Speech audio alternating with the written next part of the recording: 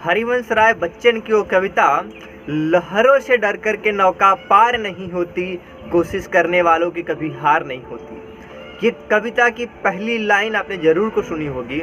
आज ऐसी ही कहानी पावरफुल केस स्टडी जापानियों की, जो आज बहुत आगे है टेक्नोलॉजी के मामले में। अब कोई सा भी फील्ड उठा लो, हर फील्ड में वो बहुत आगे है। उनके देश में कई जगहों पे बड़े बड़े भूकंप के झटके आते रहते हैं, बिल्डिंगें तबाह हो जाती है, फिर भी टेक्नोलॉजी के मामले में बहुत आगे है।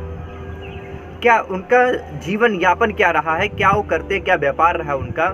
शुरुआत के समय में जो उनके जीवन यापन का था, खान पान उनके यहाँ का था, वो मछलियाँ थी। मछलियाँ जापानियाँ बहुत खाते हैं, जापान वाले लोग बहुत मछली खाते हैं। रीजन यही है कि बहुत उसके छोटे छोटे टेरिटरी समुद्र के अंदर, छोटे छोटे महाद्वीप, छोटे छोटे द्वीप के रूप में, टापुओं के रूप में है बसे हुए, तो वो लोग ज़्यादा मछलियाँ खाते थे। शुरुआत के समय में मछलियाँ बड़ी आसानी से मिलती थी, लाते थे, लोग खाते थे, सब बढ़िया व्यवस्था चल रही थी, बढ़िया व्यापार चल रहा था, कोई दिक्कत नहीं थी।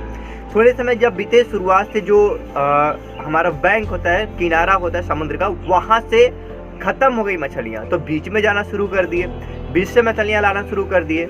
दिक्कत ये होने लगी, किनारे तक आते आते मछलियाँ मर जाती थी, ताज़ी नहीं रहती थी, तो उनका जो स्वाद था, स्वाद बदल जाता था। तो जो लोग जिन मछलियों को खरीदते थे उनको पता चल गया यार कि वाला तो स्वाद नहीं है, जो स्वाद मिलता था पहले वो स्वाद तो नहीं है, तो लोगों ने मछलियाँ खरीदना कम कर दिया।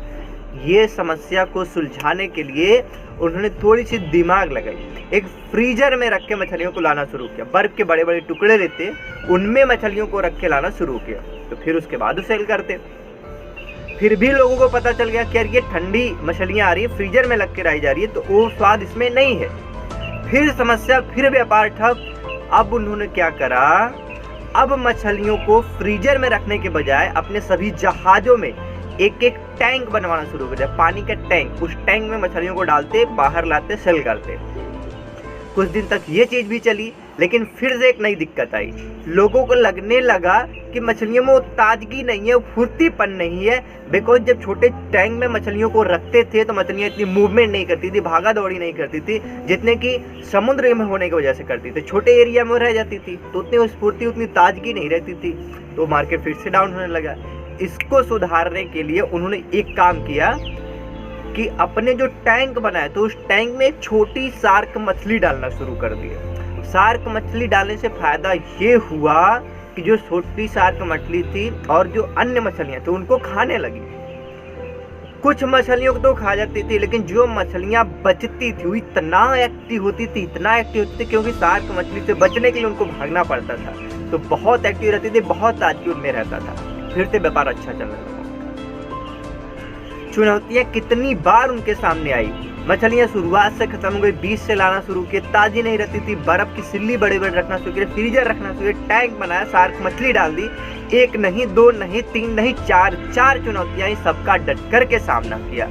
लाइफ में हमारी एक भी चुनौती आती है तो हम डर जाते हैं, सीधे पीछे हट जाते हैं कि यार हमसे नहीं होगा। जब तक चुनौती नहीं होगी आप बेटर कर ही नहीं पाओगे, अच्छा करोगी नहीं, क्योंकि वो ताजगी, वो स्फूर्ति, वो जुनून, वो जोश खत्म होता है। वो जोश तभी आता है जब आपके अंदर चुनौती हो, आपके लाइफ में चुनौती आपको मिले। तो चुनौतियों को एक्सेप्ट करो, उनको सुधारो, उनका डट कर के सामना करो, हार के बैठो मत। यही छोटी सी सीख इस कहानी से हमें मिलती है। मिलूंगा दोस्तों आपसे अगली स्टोरी में सुबह 9 बजे, अगली मॉर्निंग। तब तक अपना और अपनों का ख्याल रखें। यदि ये स्टोरी आपको पसंद आई है तो लाइक कीजिए, चैनल पर नए हैं तो सब्सक्राइब कीजिए। जय हिंद।